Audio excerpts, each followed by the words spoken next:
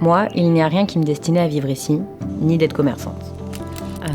En fait, quand on a eu notre fils Zola, on a ressenti le besoin de se retrouver et de trouver un endroit plus authentique pour l'élever. Avec ma femme Karine, qui vient du Nord, on a décidé de s'installer durablement dans le Vercors. Et on a créé une ferme. En fait, on est ici depuis 5 générations et donc c'est une évidence quoi. J'ai toujours voulu travailler avec les animaux, puis vivre à Vassy-en-Vercors. C'est un endroit de liberté et de beauté. En fait, c'est en parcourant à cheval le Mont-Aiguille et l'Irlande pendant 1 an que j'ai découvert mes attraits pour le Vercors et l'élevage. J'ai à cœur de partager avec le plus grand monde et en toute saison.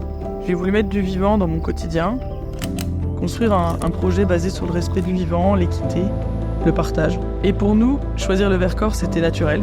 C'est un territoire qui est dynamique, chaleureux, mais aussi sauvage, brut et secret. C'était notre évidence, devenir apiculteur et produire un miel 100% Vercors.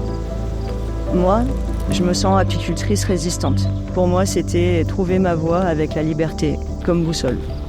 Toute jeune, mon premier terrain d'expérimentation, c'était les champs autour de chez moi, où j'allais construire des cabanes et où j'observais les petites bêtes et les fleurs.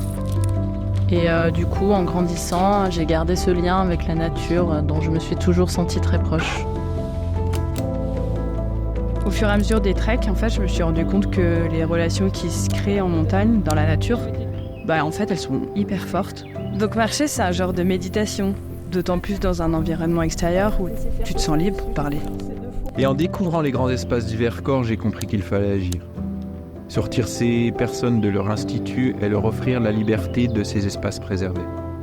Aujourd'hui, j'accompagne les personnes en montagne avec mes ânes et à chaque sortie, c'est toujours une aventure pleine de tendresse et de rencontres. On leur parle de notre lien au territoire, de ce patrimoine fabuleux, de nos producteurs et de leur savoir-faire et de notre conscience environnementale dans ce projet. Et si j'avais un souhait, ce serait de préserver et transmettre un paysage, un territoire intact, où il fait toujours bon vivre.